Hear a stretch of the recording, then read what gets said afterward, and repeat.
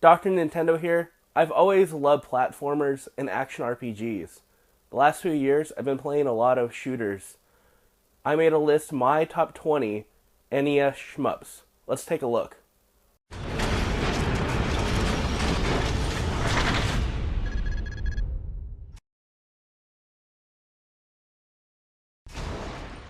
Number 20. Dino Riki.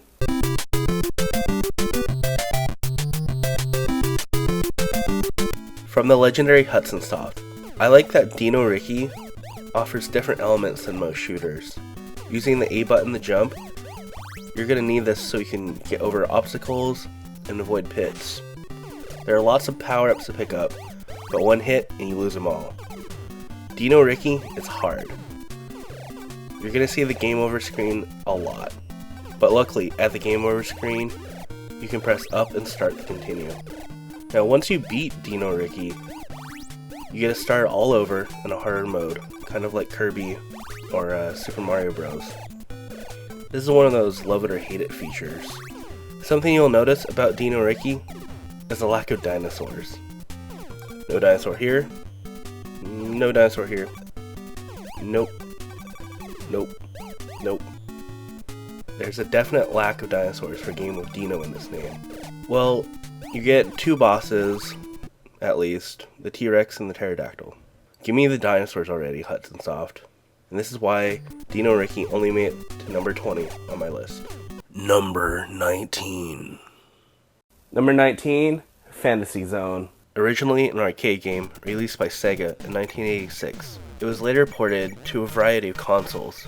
In the US, Fantasy Zone was an unlicensed game for the NES, unlike its Famicom brother, which was released by Sunsoft.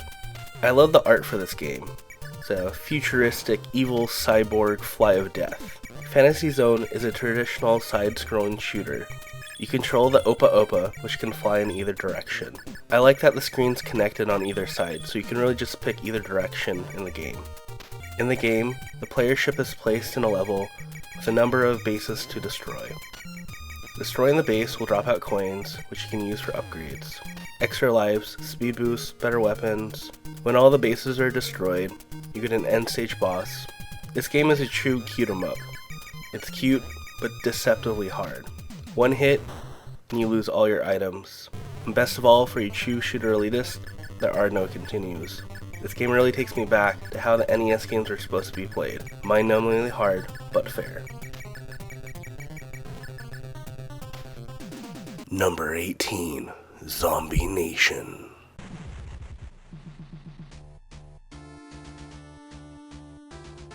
I remember reading about it in Nintendo Power.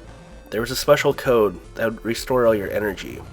The code's gonna come in handy, because even for a NES game, this is pretty brutal. Zombie Nation is weird. You play as Namakubi, a floating samurai head. Namakubi goes to the United States to destroy Darkseid, an alien who crashed to Earth via meteorite in 1999 and turned all the Americans into zombies, into control of the Statue of Liberty to use in his undead army. You must recover the samurai sword Shura, not Shira, and destroy Darkseid and its minions.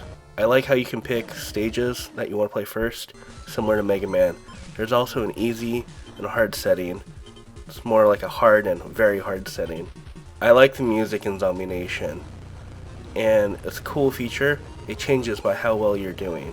When your energy is low, the music changes to be more dramatic. Controls are tight, and they're going to make you feel like you're playing a satanic version of Rampage. Now, Zombie Nation is a pretty rare game, and will set you back a good chunk of change. But if you find it for a good price, definitely pick it up.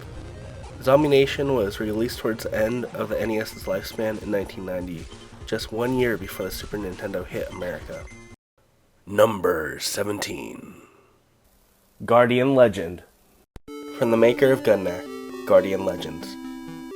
Yes, before you even start, this game is broken into two unique parts.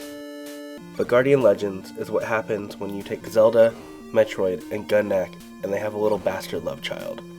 Great elements of Zelda in dungeon crawling, where you have to blast through hordes of enemies. But where Guardian Legends truly shines, it's a very classic top-down shooter. Guardian Legends does suffer a little bit from a little slowdown when there's a lot of enemies, bullets, or items on the screen. But growing up as a child, I always thought that was kind of like a bullet time effect that it added to the game. Now, there weren't many NES games at the time that featured a girl as the lead character, besides Metroid and Miss Pac-Man. Guardian Legends does suffer from the NES giant password system, and the music is sadly forgettable. The cover art doesn't do it justice. It doesn't give you a sense of feeling for the game, but the European art is really awesome, and would have been a much better choice to go with. I love Guardian Legends for being groundbreaking and combining these two genres. What's really cool, after you beat the game, it'll give you a replay code, so you can play just the shooter mode, and oftentimes that's just what I do. Best of all with Guardian Legends, it's ultra common, and it sells for just a couple dollars, so it's an easy pickup. Number 16, King's Knight.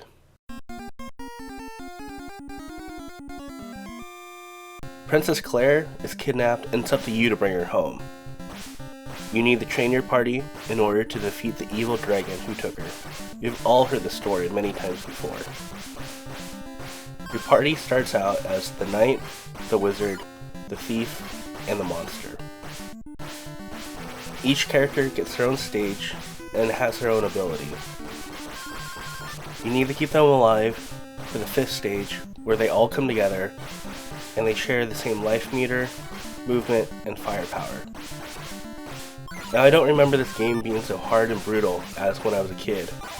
This is one of those games where using NES Advantage is truly a must. Number 15, Zanac.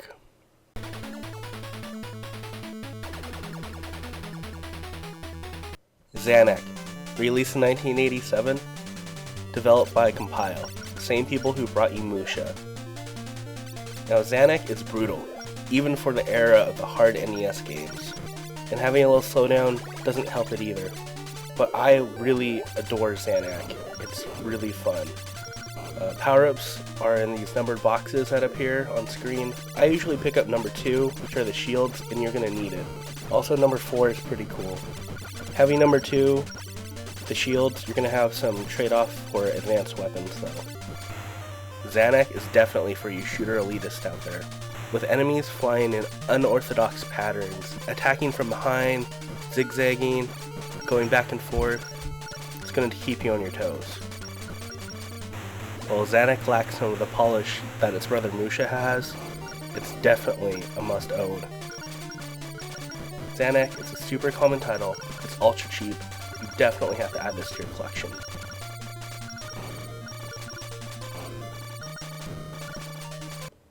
Number 14, 1943.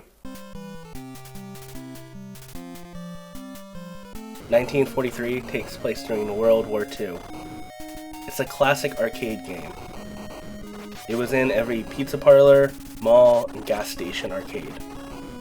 I used to play this game for hours in Flying Pie Pizza here in Portland. My little plane and I, it was us against the world. Now, what's pretty cool about the NES version of 1943, it actually added something. I love how you can go and upgrade your airplane. How the use of bombs clears the entire screen. The controls are tight, and the game starts out really easy.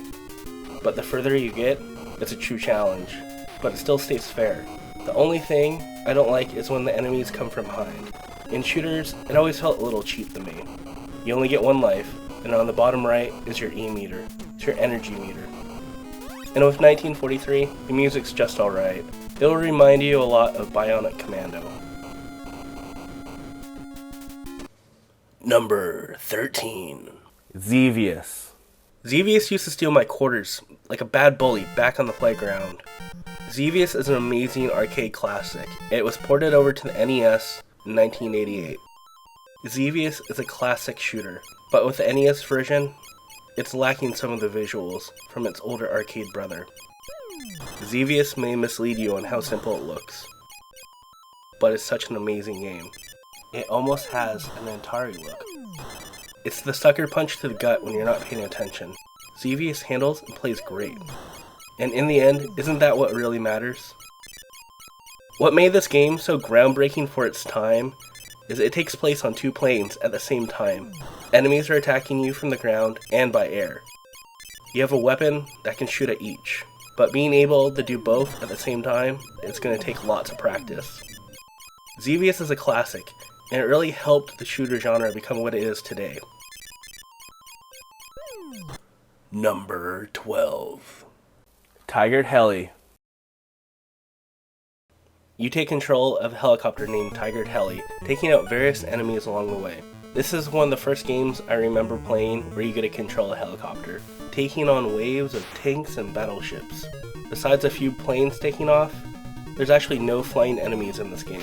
You can quickly be killed off with one hit, but this game has a nice feature. If you get hit on one of the sides where you still have a bomb, the bomb will explode and you won't take any damage. You start out with 2 bombs in this game, and you really have to use them sparingly. I like picking up the power-ups. You can get up to 2 mini helicopters, and they can shoot horizontally or straight in front of you, depending on what color the power-up was when you shot it. And one feature I like is the music changes when you get power-ups. There's an awful lot going on the screen, and a lot to keep track of. So having different music with your power-ups is really awesome. I just wish Tiger-Heli was 2-player. You can alternate between lives, but it's still not the same. It's not the same feeling you get when you play like 1942 in the arcade. Tiger-Heli is ultra common, and it sells for less than $2. Definitely pick up this title. Number 11. Tailspin. I love Tailspin. Part of the Disney afternoon, back when you saw Capcom and Disney, and you knew you were in for a treat. People overlooked this title.